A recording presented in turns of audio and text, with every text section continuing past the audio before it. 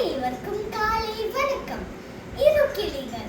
ஒரு நாள் ஒரு அழகான தலை கிளி உணவு தேடி போன போது ஒரு வீடில் மரத்து நீர் கூட்டில் இருந்த இரு கிளி குஞ்சுகளை எடுத்து தன் பையில் போட்டான். ஆனால் ஒரு குஞ்சு சாமர்த்தியமாக தப்பி சென்று விட்டது. அவ்வழியே வந்த ஒரு சன்னியாசி வீடனிடமிருந்து தப்பித்து விட்ட கிளி குஞ்சை பார்த்து அதை தன் ஆசிரமத்துக்கு எடுத்து சென்றான். இவ்வாறு ஒரு கிளி குஞ்சு வேடனிடம் மற்றொரு சன்னியாசியிடமும் வளர்ந்தது.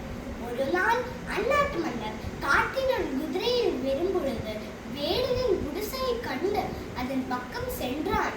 அப்போது ஒரு கிரீச்சிடும் சத்தம், எஜமான், நம் வீட்டுக்கு ஒரு ஆள் வருகின்றான், சீக்கிரம் அம்பையும் வில்லையும் எடுத்து அவனை கொள்ளுங்கள் என்று கத்தியது.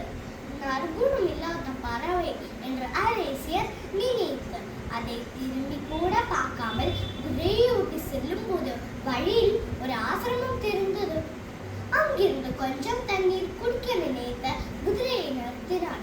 அங்கே முன்னே பார்த்த மாதிரி ஒரு பறவை. அந்த பறவை பாடத் தொடங்கியது. வீரிக வீரிக மன்னரை நிற்க வைக்க மாச்சுடன் உங்களை எங்கள் வீட்டுக்கு வரவேற்கின்றோம். உருவத்தில் வேடனின் வீட்டிலே பறவை போல இருந்தாலும் குணத்தில் சாந்தமும் நட்பும் உள்ள அந்த கிளியை பார்த்ததில் அரேசியர் அதிசயப்பட்டார். உன்னை மாதிரி நட்பான கிளியை பார்த்ததில் சந்தோஷம். கொஞ்சம் முன்னே மற்றொரு மொட்டை கிளியை சந்திப்பேன்.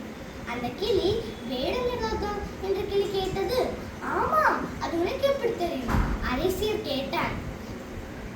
அந்த கிளி தன் கதை எல்லாம் அரேசியர் கிட்ட சொல்லி, நற்குணம் இல்லாத அந்த எஜமானின் பழக்கத்தால் என் சகோதரனும் கெட்டவனாகிவிட்டான்.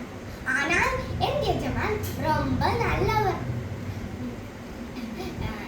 கிளியின் இந்த பதில் கேட்ட அரசர் கிளியையும் அதை வளர்த்திய சன்னியாசி